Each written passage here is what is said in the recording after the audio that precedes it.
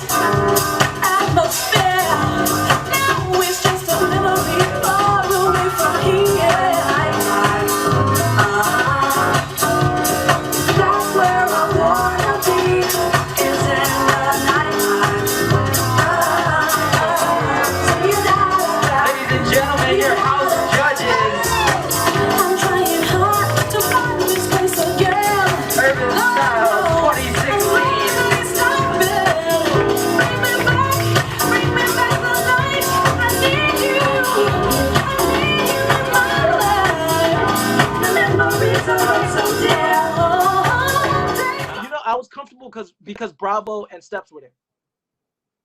I was totally comfortable because, okay, community is huge for me, man. Community is huge for me, man. Like when we talk about that battle with Meech, I didn't have community. There was nobody there. No. Don't jump. But don't jump. Okay, I had community. Bravo was there, with Steps were there. I know and love Bravo and Steps. So if I'm dancing, it's warm.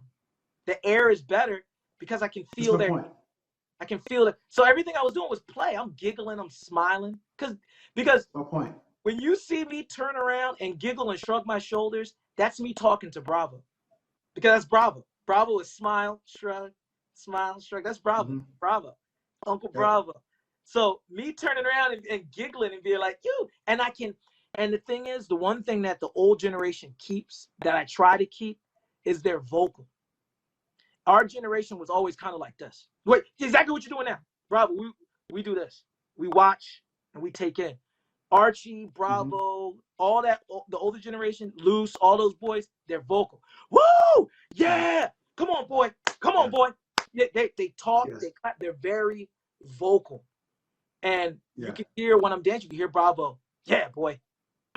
Like, giving it up. That energy, man, y'all don't even know how it means a lot. Like, it just means to hear your people's, to look and just see your people's face. That's priceless. It's priceless, bro. And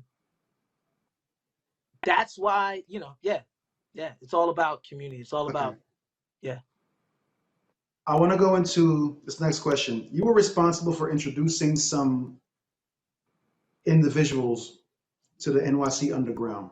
Mm-hmm. Me personally, I know of Mowgli, mm-hmm. Shakan, mm-hmm. and Major. Yeah. How did that come to be?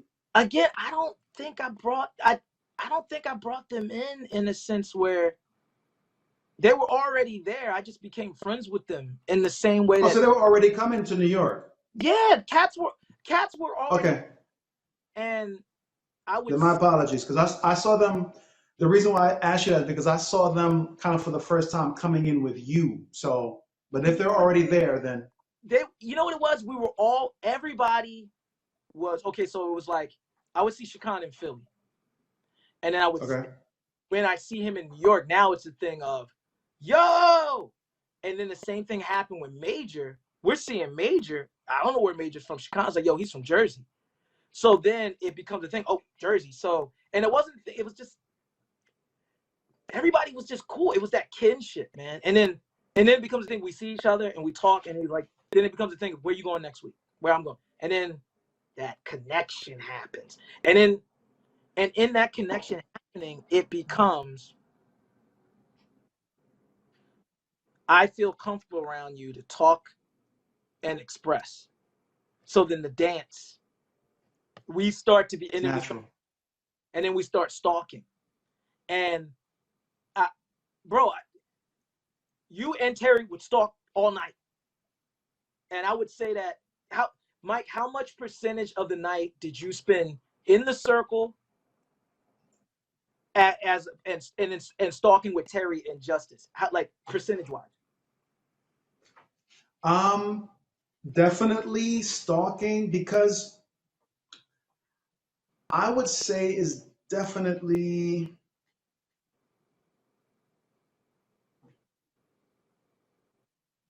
60-40.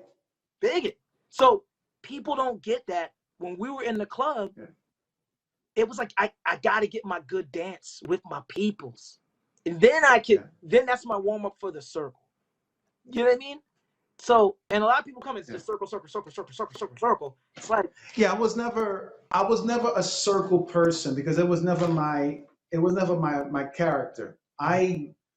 The reason why I gravitated to Justice is because first, he was dancing to disco classics. He wasn't dancing to house music. And secondly, I saw the camaraderie he had together with him, Thomas, and Mike. And I saw the connection the three of them had. And when I saw that, I said, whatever those guys are doing, that's what I want to do. Terry was the more he was the more boisterous out of the two of us. I was more, we were the yin and yang. If Terry was loud, he was, he's social. He'll come and talk to you. Me, I'll be behind him. I'll be in the back. I'm not really going to say nothing, but I'm going to say whatever I have to say when I dance. Yeah. I was vocal on the dance floor. Terry was just vocal. So that 40% with Terry in the circle was because we were together. But that other 60, I cherished that moment because that's when you're getting information. That's the cream. Forget the stage, forget the circle. I could care less about that. I want this connection right here. And that connection is what charged me when I went to the 40% of the circle to just bust out and do some rah. And then I was like, okay, I gotta go. I'll come back. That's go right. back to the 60% and get that food. So right.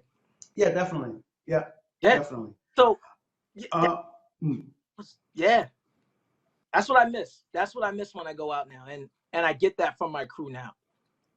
From That's the dope. crew. Yeah, we feed each other, man. I don't have that anymore. That's dope if you have that. Yo, you gotta, in my opinion, that's why it's like we give to the younger generation and they give back to us. We give, they give back. We give, they give. And I learned that because respect, Mikey. Good looking.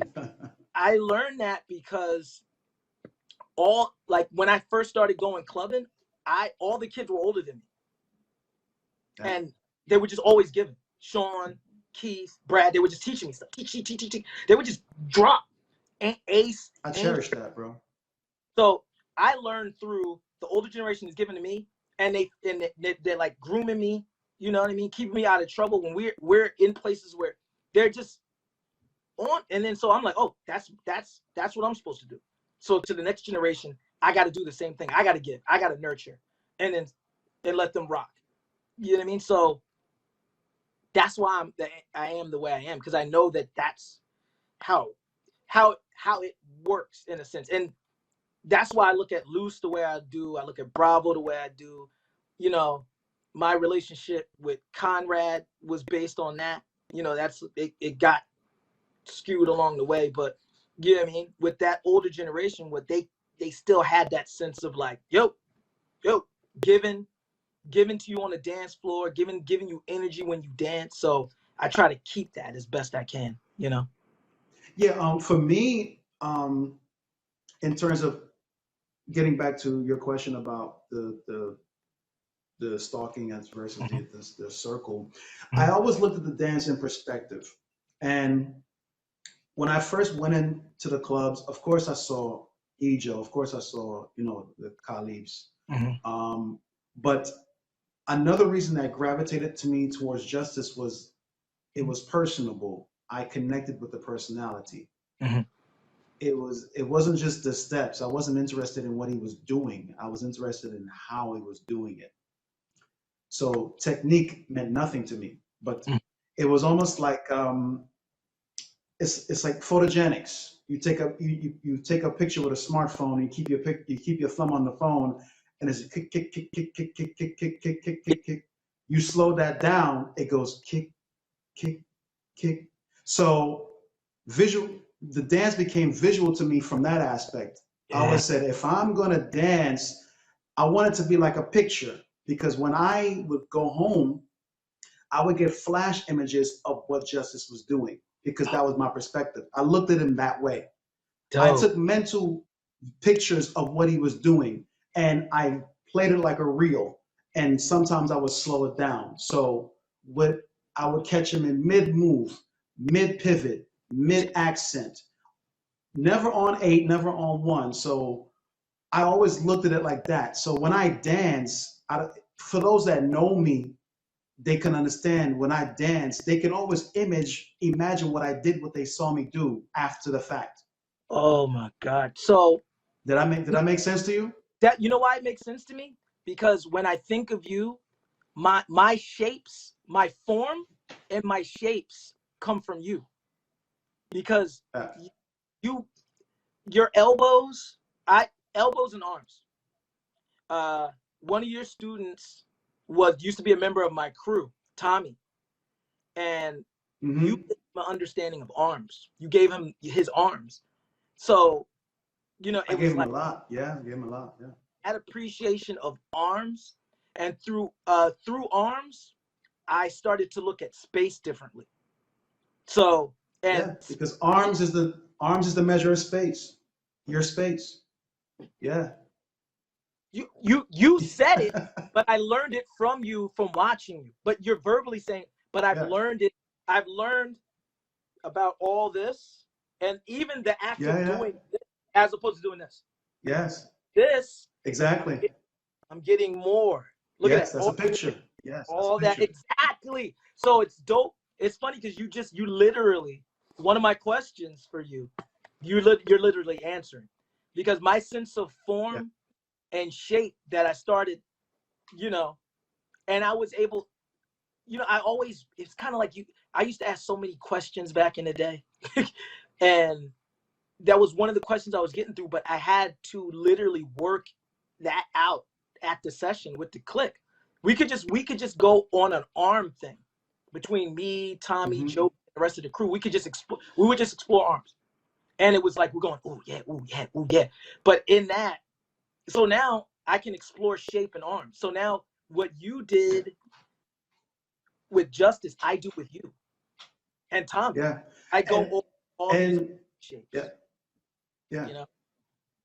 And my elements consist of definitely Justice, Mike, and Thomas. Those are the three.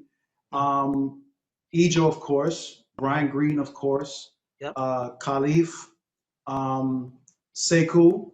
He Yep. became He became more inspirational on me. The Capoeira Sekou. Mhm. Yeah. Many people never saw the Capoeira Sekou. Ooh, we're gonna go into that later. Um, but of course, Peter Paul. So these, when I dance, these are the people that I mentioned. Of course, sorry, Shan.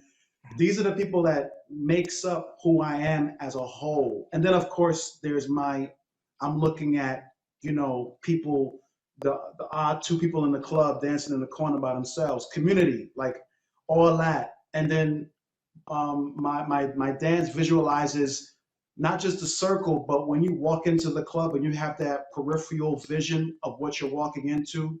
Mhm. So there's the lights going on, there's the smoke, and then you see the people, but you don't see them directly. You just see the formation of their heads. Yeah. Yep. So when I dance, I'm visualizing all of that. Oh man, bro. Yeah. I don't think, you know. I think I don't have anything against the battles, but what Nothing at all. No, no, no. but I think because breaking has their battles, but they still have an area where the b-boys can still innovate and be to Absolutely. to explore, and it's still All considered. day. Whereas house, we only have this battle culture, and the kids don't have a space to explore and to come up with To these create. new approaches.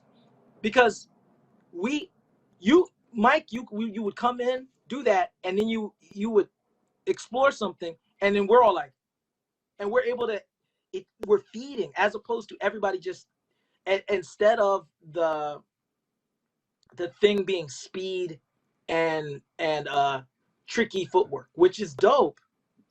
But I love when the kids start going in these creative, when I start seeing new things, exploration, Hmm. and it's hard for them to Hmm. do it in 1 minute.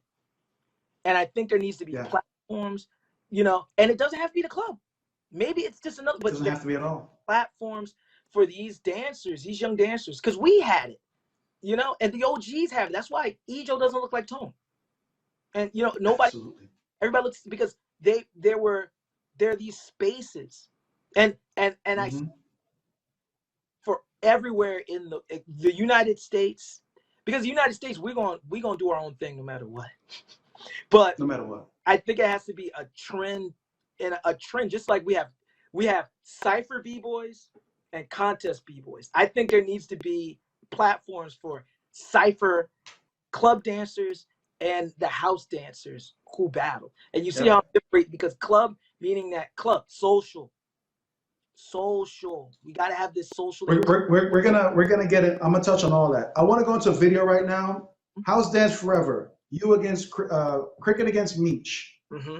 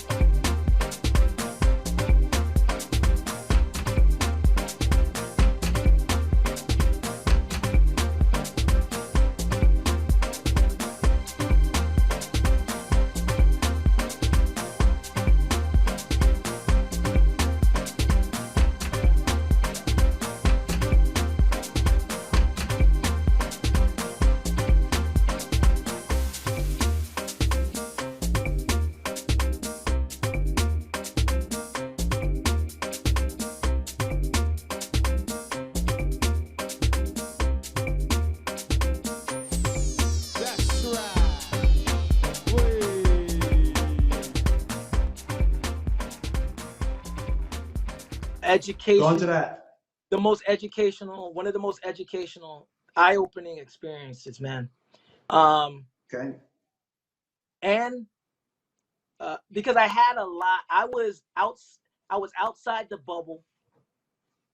That I just was outside of the bubble when I was asked to Your do it. spirit. I made some points on that battle. Your spirit was very down. Yeah. Mike! Yeah. I know you. Come on, man. Ah! Thank you, bro. Talk about it. I saw you. So first thing was it best thing that happened though, because I didn't know why I was being invited. That was number one. Because I didn't know, I was in my little bubble in New York, working at the comic book store, doing performance work. But so when I got the call to go, I was like, yo, why are they bringing me out there? It must be a setup, because nobody knows me. I just didn't think people knew me like that. I didn't think people knew me like that, and I didn't think people cared.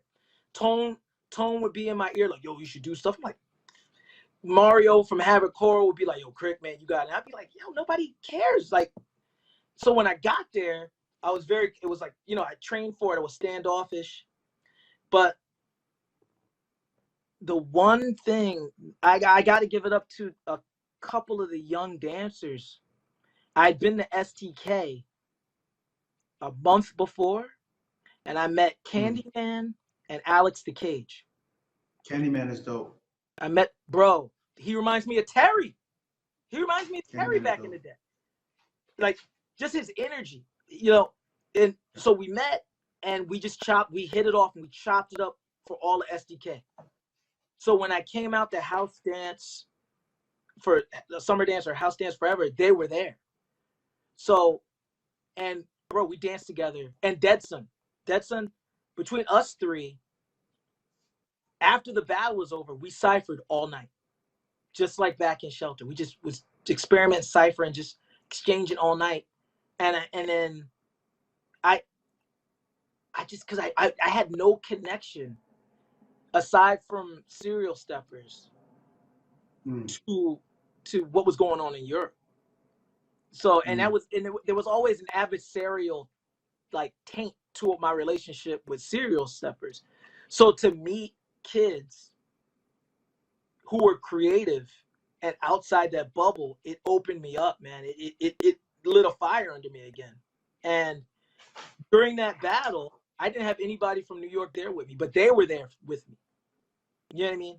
So I learned and Ejo had said something to me before I went. He goes, your first one's going to suck, but when you go back the second time, you're going to be ready. And I was just kind of like, nothing can prepare you for it. So I got there. The air was different, bro. The air, it was like I was breathing in metal. It was like I was just like everything was heavy. And what also was killing me in dances, I was separating. I still, in my mind, I kind of, as a teacher, I compartmentalize how I view the dance. And it's a battle. To me, in my opinion, it's a showcase battle, because it's not a real battle. Because a real battle, we ain't got 1 minute. In a real battle, I can play you. I can keep doing 30-second rounds to tire you out. Or I can do a 5-minute round to show you I got lungs. You don't have that. You have to, it's like this different kind of strategy. You have to strategize within 1 minute. You have to place your moves. I didn't get that until I got there and watched Meech doing it, schooling me in how to house battle. And I was just kind of like, I want this to be over, because I get it. And I'm in over my head. I saw it. This is a different science. So I saw it. After the first, and the thing is, when you know how John usually flips the thing to say who goes first and whatever. I was like, come on, let's go. I didn't know that you get the advantage if the person goes first. There's an advantage. I didn't know that, because I'm like, it's a battle. who cares who goes first? That's circle psychology. Yeah. Yeah. Circle So, psychology. but when after I got done the round, Deadson looks at me, he's like, bro, why'd you let him go first? So then it was just like, oh, there's a science to this that I Absolutely. that I first, but again, so it was it was educational as hell for me, and then I gained a newfound respect for them, and just looked at it. Okay, this is another skill set that I need to add to it, because it's like, Okay.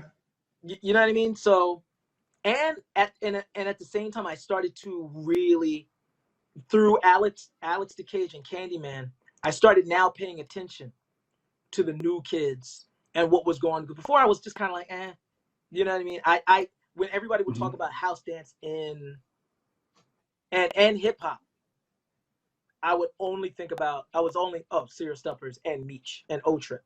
I didn't. Right. Yeah, because they were the celebrities of that time. Yeah. So I never looked at. Okay. You know. So let's get into another video. B-Boy Hoedown. Cricket and Shakan against Yukesun and Bobson. Let's go into that video. All right. Chinzo.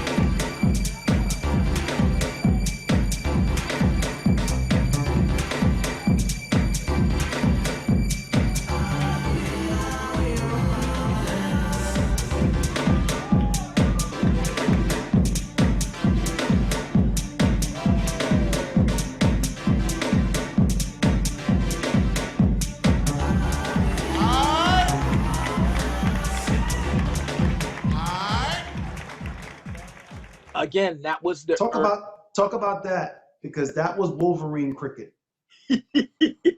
okay, that was battle. That was me in battle mode. I'm being sneaky. I'm being mischievous.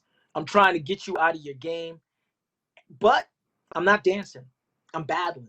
And I always had to separate it. I don't know what it's because house, and you can even see it. And in my opinion, I see it in Tone Bones. I see it in all of the Step Fiends who break and do house. House was Yes. always like our. I don't want That's to when you breathed. This is my joy. So I got to step out of my joy to get at you. Does that make sense?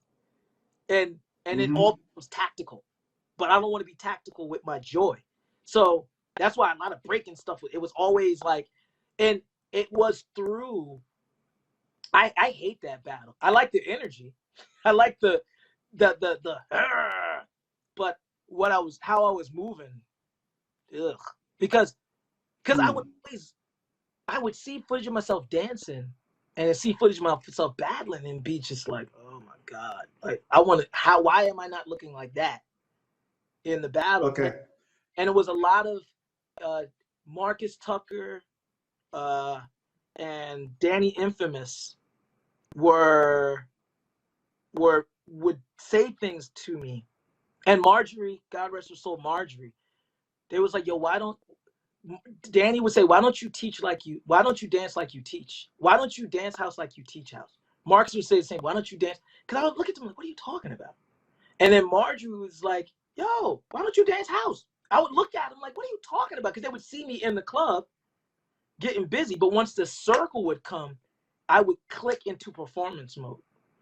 And goes into my next question. Perfectly segued. Does your dance side conflict with your performance side?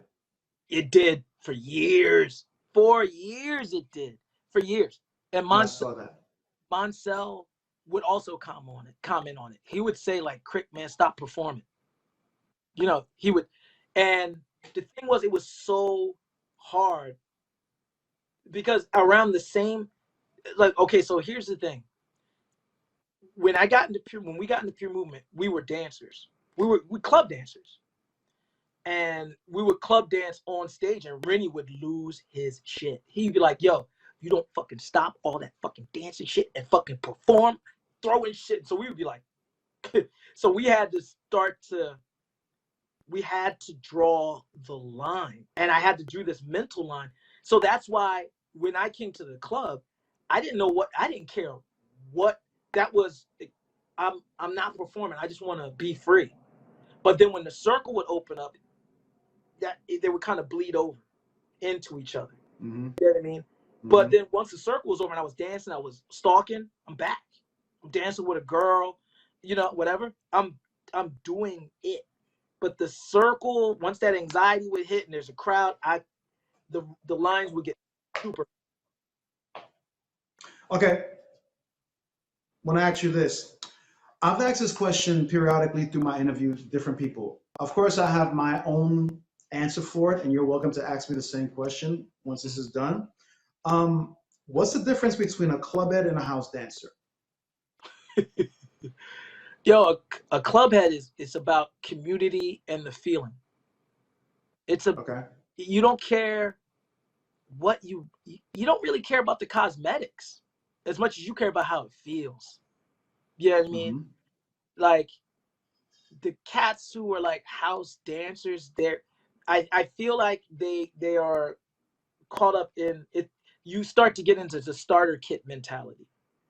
And I can remember when in the 90s, when the 90s were when you could tell what somebody did by the way you could tell what dance style somebody did by their clothes.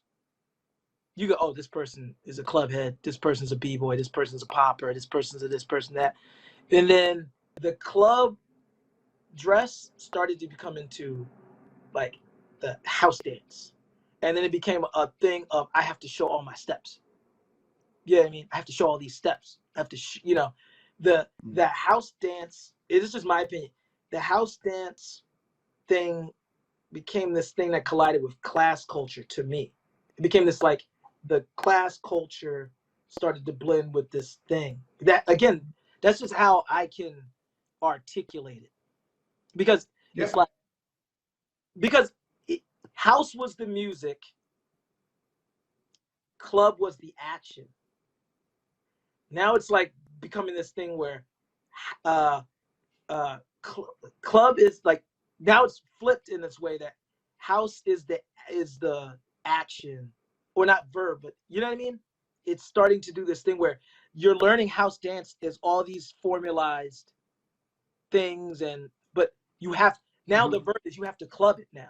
Take all your steps and now club it. Does that make sense? Yeah. And of course it does. You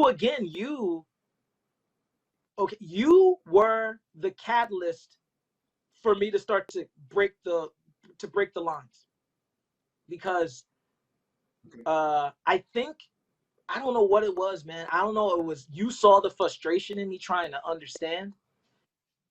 I don't know.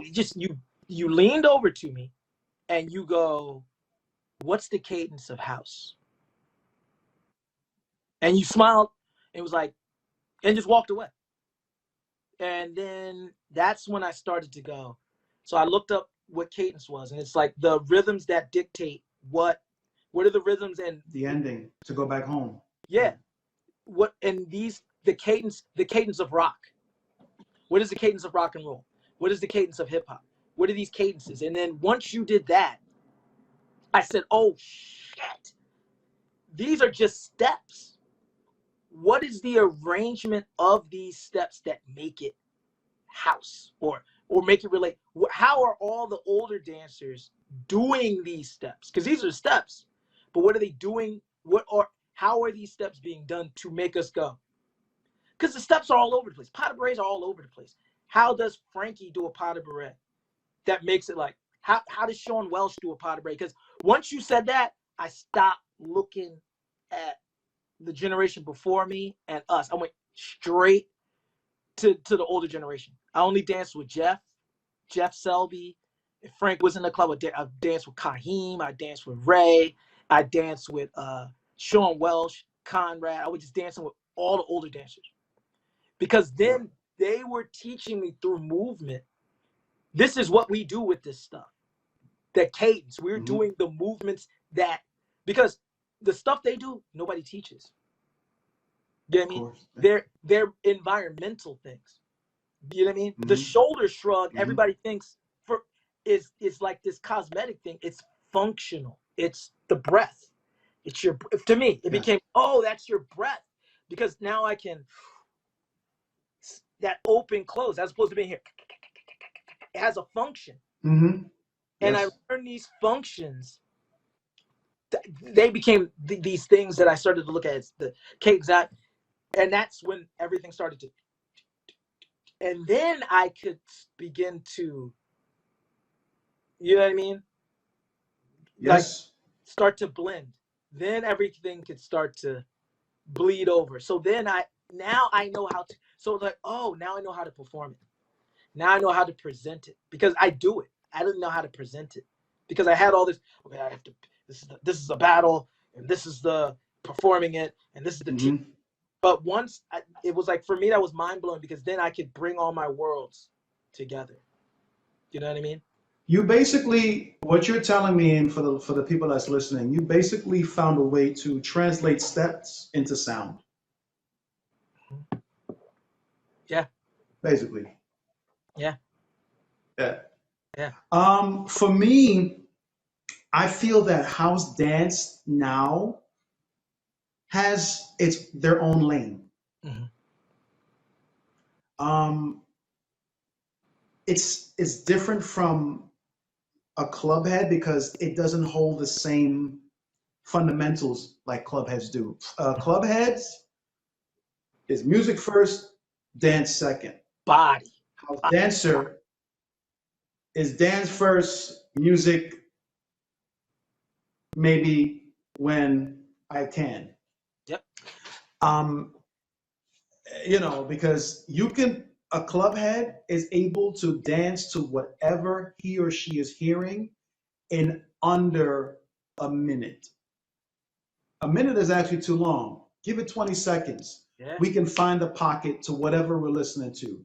You put a certain type of song in front of a house dancer, and a lot of these house dancers that are club heads that you say you are, you're going to feel a certain type of way, but put a particular type of music in front of them, they wouldn't know how to move. And let me break it down to the one that loves to count. A house dancer primarily touches on the 1 and 8. Mm-hmm. 1 and 8, and it's very mechanically done. 1, 4, and 8. Yep. They don't touch on the 2. They don't touch on the 3. Right. They don't touch on the 6. They don't touch on the 7. Right. A house dancer dances on 1, 4, and 8. Woof.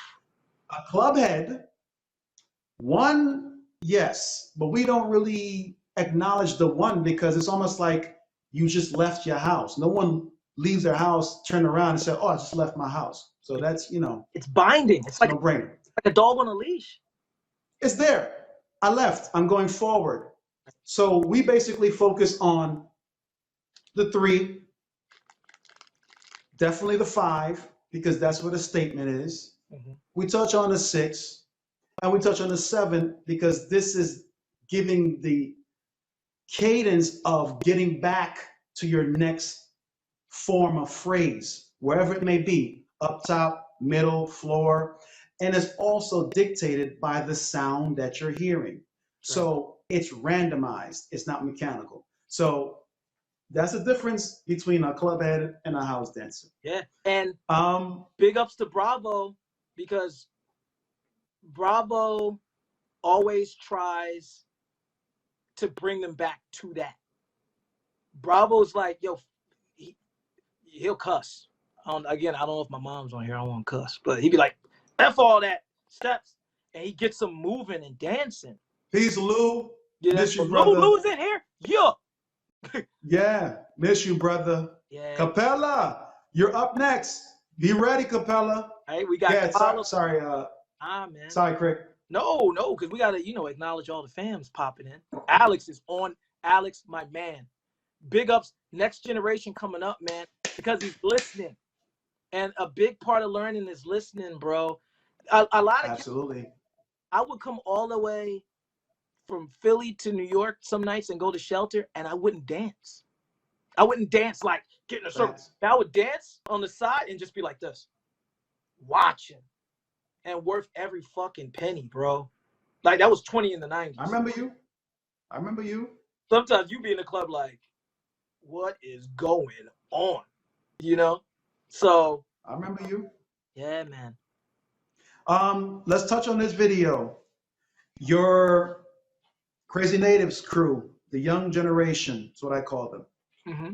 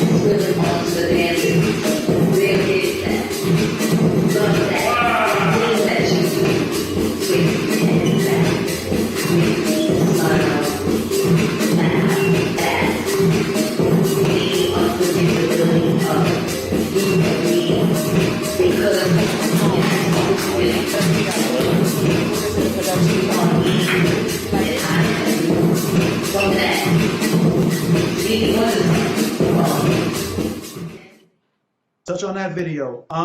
Talk about each of the members in your group Okay. that you saw. Um, we lost a lot of members eventually through growing. A lot of people are growing, but As when you should, yeah. when I had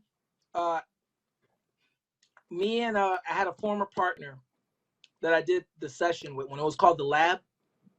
I had a partner, Eric Edico, and once we split ways, a lot of the crowd left. You know what I mean? And all the dancers that were left, you know, it was the room used to be full. Now the room wasn't full, and we had all these little pockets, and everybody, the social thing left. Everybody was just in their little pockets, and even myself. So we all were like, you know, you had Siri, Laura, Tommy, Chris, Jokey, Rice Ball, Dan, Takushi. Everybody was going to work. There was no time was being wasted. Nobody was being social. Everybody was just. And when this happened, man, it became this thing where there were just sections in the room. So I used to be like around here, Rice Ball and like all the Japanese dancers would kind of be. I would be here. The Japanese dancers would be here, and Tommy would be watching me from across the room. And I was always trying to get Tommy to dance with me. Tommy was like, no. And then eventually Tommy, because Tommy was always dancing with Lisa. He would always dance with Lisa. He was always just like, you know, stalking with Lisa. And then eventually he started dancing with me. And when Tommy started dancing with me, we were just playing, man. We were just like, you know, oh, that's dope. Oh, that's dope. We were just, and then Jokey came over. And then Jokey started doing Jokey from Japan started. So it became this thing where me, Jokey, and Tommy would just go back, just playing, man. And I was always trying to nurture what everybody was doing in the session. Siri and Laura, Bina, Mariana. And I would always see Marcus and Shango out and about. And also, he's got so many names, man. But Mowgli. You know, Mowgli I would see at the park. He would always be at Union Square dancing. Amazing brother. Amazing brother. Wow. And I would always see him at the park, and he would be trying to do house. And everybody would kind of make fun of him. I'm like, well, you know what house is. Why are you letting this dude bang his head? So I was like, yo, I brought him to the club, told him where the session was. And same thing, let him be him. Here's the movement, play with it, you know, do whatever. Explore, give him the keys, man. Give him the keys to that club life, bro. That saved all of us, man. Give him that same gym. But everybody that was dancing at the session, it became a thing where we all started resonating with each other. So, and we all started to exchange. And, you know, so soon it was just like, I see it, man. This is a crew. And I really wanted it to be everybody that was in the room because we were all connected. So I was like, yo, everybody in the room, let's make a big crew. Because, you know, every time I got a job, it would pull us together. But, you know, I knew everybody had their own thing, and I let that be. But we're all still connected. But once I formed Crazy Natives, man, it was a platform for me to give exactly how Keith and Sean like the older dancers gave to me, and I gave it. They gave it to me. Now I gotta pass it down, you know. And you'll see, you know, a lot of dancers, they'll come and, oh, Cricket, thank you for showing me stuff, and Cricket showed me this trick. It's like I got no choice, man. It's because I got it that way. Nobody gave it to me. It made me felt like I owed them anything. It was just like, welcome to the party. Here. You know what I mean? So I do the same thing. Oh, you want to get something? Here, man. Here's something. Get like, you know, come on in. So, you know, and the crew became that thing where we were exploring and building. And then, you know, a lot of our training was, yo, here's the goodies, play with it, bye. So that became our practices. Because I love dude, I loved every member of Crazy Natives. It past and present are so inspirational because they all created their own worlds. Like how we were back in the day. And that was my goal, to give all of them their own thing. And it's funny because, like, we can verbalize what it is. We can put our finger on it, because at first we were just doing it and we looked funny. And that's how it always, I don't think people understand that your style doesn't come out cute. You make it cute because you keep doing it over and over again. And it's supposed to be ugly. Yeah, and you make it's supposed to be messy. Yeah, man. And they became, that's my family. They became my army. Now it's like, that's why you see me, you say I dance now, I'm comfortable, because it's in my heart, man. It's you know what I mean? So, that's what they are to me, man.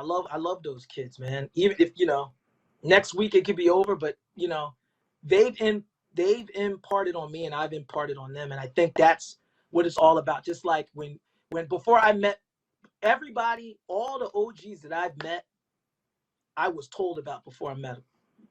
Every last one of them. And there's ones I haven't even met yet. But Bravo, I was told about Bravo before I met him. I was told about Archie before I met him. I was told about Luce. I was told about Kaheem. There were some people that I met them and didn't know their names. And then people go, oh, that is blah, blah, blah. And they're responsible. I would meet people. And then because they were so giving and so loving that you would say, oh, they would be put at such a celebrity status. And when you meet him, when you meet Bravo, he lives up to Uncle Bravo. You know what I mean? He's like, you know how your uncle be like, hey, nigga, what's up? They punch you in the chest. Like, Bravo keeps that persona. Everybody, you know what I mean? So I try to keep that going. And hopefully, here's the thing with everybody in the group. And I used to say this to Mikey, man. Bad or give it to him, and you got to watch bad or good, because sometimes people become villains, but the scene needs villains. It makes the good guys look better. You know what I mean? Absolutely. So it's like I'm sorry. Sorry, no. This basically concludes our first part, but before we tap out, I want you to give the people insight on how you and I met. Ooh. Briefly. All right. It's funny. This is one of my questions. So I used to come after I'd stopped dancing. BJ brought me to the Sound Factory bar, and then I was addicted after that. I was coming every Wednesday, as many Wednesdays as I could, and I didn't know anybody. But the music, bro, I didn't know anybody, but the music was so good. You didn't care. What year is this? This had to be 95, maybe. Okay. 95, 96. It could have been anywhere between 94 and 90. Nah, it couldn't have been 96, because I think, when did Terry start dancing for Mariah? Right after that. Yeah. Because it was the year that when she did the thing with ODB, because Yeah. I met Dream Lover. Yeah, when I met Terry. Not Dream Lover, I'm sorry. Yeah, the one when they're the Luna Park. Yeah, because Ejo, I didn't know Ejo as a dancer. I just knew he was a cool dude in the club. And Ejo told me and Terry about the audition. And I was looking at Ejo like, you were there? Yes. You were when he told Terry? Wow. When Ejo told me, Terry, and BJ. Fantasy. Mikey Disco found it. It's called Fantasy. We were all leaving Sound Factory bar. Ejo turns around, oh, Maya's having an audition, y'all should go. If I knew who Ejo was at the time, I would have been like, yes, we're going. I just thought Ejo was the cool dude I would practice with.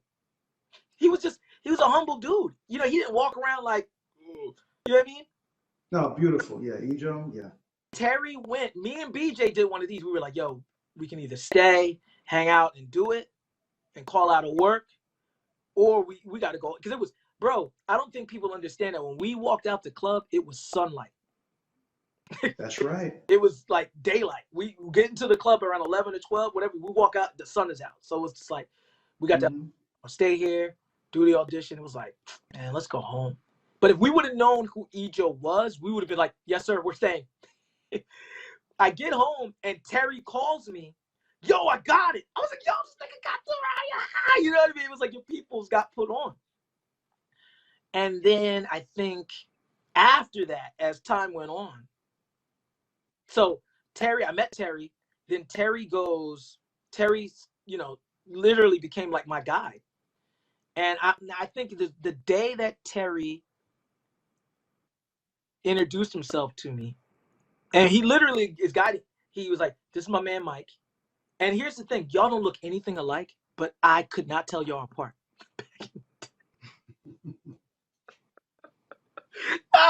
Y'all were like twins, but y'all don't look anything alike, but y'all were like twins back in the day. For some reason, we could not tell you two apart. So it was just like, oh, it was Terry's twin. You know what I mean? And then, you know, he introduced me to you. He never introduced me to Tone Bones, but he told me about Tone. And he just would tell me about everything. So then after that, I would always watch you. You know what I mean? But you weren't very talkative. So I would watch you. Right. But I would always listen to you because you were always stoic, man. You know what I mean? But you know, a lot of stoic people would scare people, but I would get stoic when I was thinking.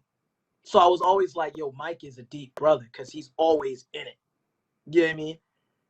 And I saw how I could tell you and Terry apart when you danced. But if you weren't dancing, I couldn't tell you apart. And I could tell you apart because you always had angles. You were angular. Terry would go to, I mean, again, this is the cricket vision, art vision. Mike had angles and would swing to angles. Because I would talk to Terry about you, and he go, what are you talking about? I was like, what's Mike doing with his arms? What's Justice doing with his arms? What are the Japanese dancers doing with their arms? He was like, what are you talking about? He'd be like, yo, stop. Because you didn't talk much, I would always watch you. And then I could remember when you were trying to discover something in your body, and that's when you were saying something. I saw something on Soul Train, right? So every time I talked to you, you were kind of like straight to the shit, and I always had. So you came to me and Terry once, and you was like, Herbie Hancock, something. And then I went back and listened. I was like, yo, Mike just put me onto the gym. So you were always the put on dude. Whereas Terry was putting me on physically. You were giving me, you were always filling my cart with like, dig back on Soul Train. Yo, let's reach back to jazz. Yo, stereo lab. You were always putting me on. You were the put on dude. You were always putting, and I don't know if you were like this to Terry too, but it was kind of like Terry was putting me onto the physical, like the outside of the pie. And you were always filling me up with the inside of the pie. So that's how I always looked at you. But I never engaged you. I was always watching and listening. I was always on some like, on the cut. Oh, Mike just said that. Whereas Terry was like, Terry would joke around, but we would always kind of like, when Mike spoke, it was like when you spoke, it was kind of one of these. Yeah. Mike's talking about Soul Train. Your comedic is crazy. Yeah, I mean, Mike was just talking about Soul Train, so we need to reach back on Soul Train. Yo, Mike was talking about Stereo Lab, and Mike was talking about this jazz track. Yo, Mike was in, and then so it was always sending me. You would always send us on these little, these paths. Yeah. Even. Yeah. I mean, sorry. Go ahead. All the way into your journey, I would say, around the time. This is when I was just like jaw dropping. Around the time that you did, this is when it was just like, oh God. When you moved, I would just sit down. It was like you did a show. It's like you, Tone, Sekou, and Marge did something at St. Mark's Church. You remember that? Yes. The Dance Fusion. Yeah. I left about a year later after that. Yeah. When you danced there, I was on some like, that iteration of your dance, once you took that path, like, that was kind of like the left. It was like, I like to look at dancers, like dancers and artists. They fill my backpack. I have a backpack, and it was like that Right. was kind of like your last nugget that you put in my backpack. Like, yo, Craig, yo, keep this, because that path that you went with your dance after that, I was just like, oh my god, you know what I mean? Then the battle that you did in Japan with Sekou, once you got into that path with your style, I was like, oh my god, it's like when you know when that album comes, like when Radio Play dropped OK Computer, it was like, oh, the path that they're on now, it's like I was a fan before, but like, yo, when you hit that period in your dance, that style, that's when I was just like, oh Jesus. You know? Yeah, that was my music theory phase. That's when I started to hear music as sound. Yeah. It was just, and that sound was transformed into colors, and the colors exhibited emotion. Yeah. So for every sound I hear, it represents a particular color, and that color exhibits an emotion. So that's when I was on that tilt. With Terry, him and I, we had a very deep connection with music. We spoke music for the entire day. We never spoke dance. Terry and I, like, our conversation would be trading music back and forth. And I think with us, what we found in each other, we found a fan of something that I would like that my own boys wasn't into. Like I have an old friend that I grew up with, known for over 30 years. We like the same music, but he wasn't into some of the stuff that I was into. But with Terry, he found someone that was into the stuff that he was into that his own boys wasn't into, and vice versa. Dope. So, but he was just very social and boisterous. So, like you said, he was the one that was giving you the energy on the dance, and I'll be the one just giving the energy on the sound aspect, because this is how we met each other. And the thing about our connection, Terry and I, we were each other's fan. Like we could dance in a circle, and Jesus Christ could be there, and Jesus Christ would be like, "Yo, Mike, that was great." I'd be like, "Yeah, thanks." Hey, Terry, how I do? You know, and he would do the same thing to me. We were a fan of each other, and that's how that transpired for years. And with Dan Fusion, what you saw at that church was everybody in Dan Fusion, in addition to the path that I was on, because Dan Fusion for me was a university. It wasn't a simple dance crew, Right. Because I already had my crew. I was a Step Fiends. Right. I'm a very traditional type of person. So when I got with Dan Fusion, I looked at it in perspective. Mike, this is not just a dance crew. This is a university. That's right. And every member in that university is a professor. That's right. That's right. And you also have to give homage to Dan Fusion, but also give homage to World Soul, which we're going to talk about in the next segment. So I'm looking at all that in perspective, like, yo, I'm not just a part of some simple dance crew. This is a college. Right. Right. And I looked at that, and I don't think they fully understood how I viewed it. I think when I left, later they said, now I see how Mike was looking at us. But at the time, and they're not supposed to. They're honest to what they do. Like, they love it. They're doing it. Right. But I don't think they fully understood how I viewed them, because there'd be many times there'd be Sekou or Khalif hitting a circle, and they're dancing, and I'm on the side of the circle like, and they're like, yo, Mike, get in here. And I'm like, oh yeah, I'm a part of this group too. What am I doing? I just want to watch. I just want to watch. I don't want to dance. I just want to watch. Mike, get in here. Come on now. That's what I'm saying. This is what I'm saying. I was a fan. So, yeah, man. This was a great first half, brother. Thank you. Log off. Send me this. Part 2 is coming. All right. Bringing the club to the stage. All right. Let's go. All right. Peace, folks.